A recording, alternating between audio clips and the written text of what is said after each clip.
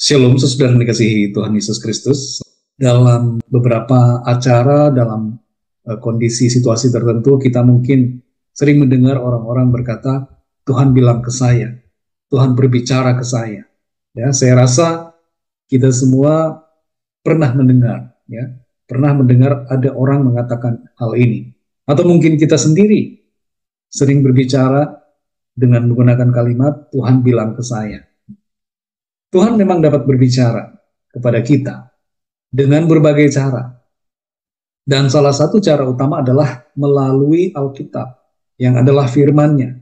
Ini adalah cara Tuhan berbicara yang utama, yang perlu menjadi patokan kita. Roh Kudus yang diberikan di dalam kita juga berbicara kepada kita, memberikan tuntunan dan mengingatkan kepada kita akan firman Tuhan.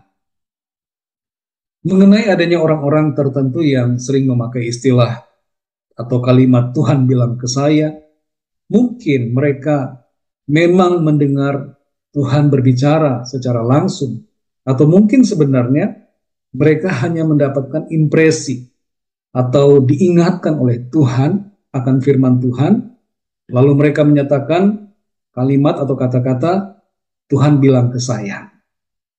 Tapi kita tetap perlu menguji apabila ada yang mengatakan bahwa Tuhan mengatakan sesuatu kepadanya. Karena sekarang ini ada orang-orang yang menjadi terbiasa memakai istilah Tuhan bilang ke saya. Nah, saya melihat ada 3 alasan mengapa seseorang mengatakan kata-kata demikian, kata-kata Tuhan bilang ke saya. Pertama, mungkin memang ia mendengar suara Tuhan atau merasakan impresi dari Tuhan dalam hatinya, atau mendapatkan hikmat dari Roh Kudus, sehingga ia mengatakan Tuhan bilang ke saya. Yang kedua, ia ingin agar orang lain memandang dirinya sebagai orang yang memiliki hubungan yang erat dengan Tuhan, sehingga ia sering memakai kalimat seperti itu. Dan alasan yang ketiga adalah ia ingin mendapatkan legitimasi dan kepercayaan dari orang lain, padahal sebenarnya ia sedang berbohong. Tidak sedikit orang yang berbohong dengan mengatasnamakan Tuhan berbicara padanya. Contohnya, kita sudah tahu dari sejarah, ada beberapa hamba Tuhan yang mengatakan bahwa Tuhan mengatakan padanya kalau Tuhan akan datang tahun sekian, bulan sekian. Tapi pada kenyataannya, Tuhan tidak datang di waktu yang mereka katakan. Jadi apa yang mereka katakan adalah suatu kebohongan. Dan contoh terbaru adalah seorang pendeta di Bogor yang melakukan perbuatan asusila dengan mengatakan bahwa Tuhan berbicara kepadanya untuk melakukan hal tersebut dengan korbannya. Ini sudah merupakan kebohongan dan menyalahgunakan Tuhan dalam kehidupan. Ya. Kalau ada yang mengatakan bahwa Tuhan bilang ke saya, atau Tuhan berbicara sesuatu kepada saya, dan kita mendengar orang yang mengatakan demikian, sikap kita yang terpenting adalah kita harus menguji setiap perkataan orang itu dengan firman Tuhan. Dan kita sendiri hendaknya berbicara apa adanya. Jangan mudah mengatakan Tuhan bilang ke saya. Kecuali memang Tuhan berbicara secara audible, dan kita memang sudah peka dengan suara Roh Kudus yang berbicara kepada kita. Tapi perlu kita sadari bahwa kita seharusnya berhati-hati dalam berkata-kata. Ya, kalau kita memang mendengar Tuhan berbicara kepada kita secara audible, kita bisa katakan Tuhan bilang ke saya.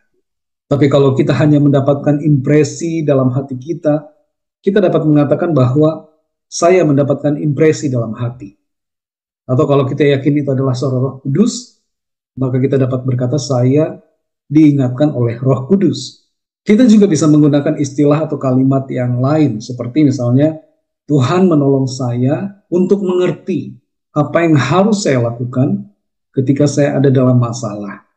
Dibandingkan dengan kita mengatakan, Tuhan bilang ke saya apa yang harus saya lakukan ketika ada dalam masalah. Tidak dapat kita pungkiri bahwa terkadang memang kita mendapatkan kesan yang begitu kuat dalam hati, seperti sebuah suara dalam roh kita. Kadang-kadang juga kita mendengar suara di dekat telinga kita.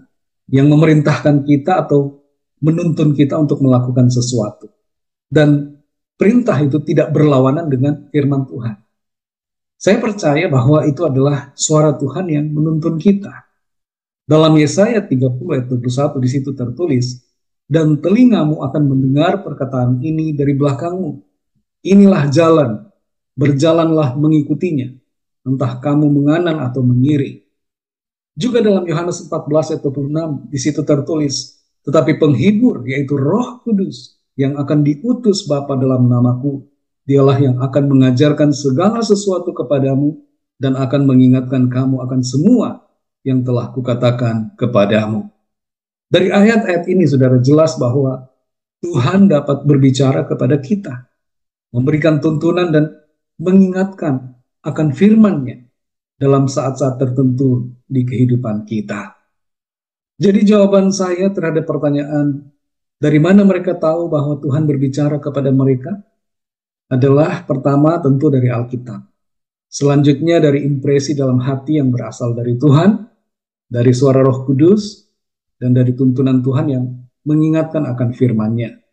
Bisa juga dari situasi yang ada, karena Tuhan dapat berbicara melalui situasi atau keadaan kita.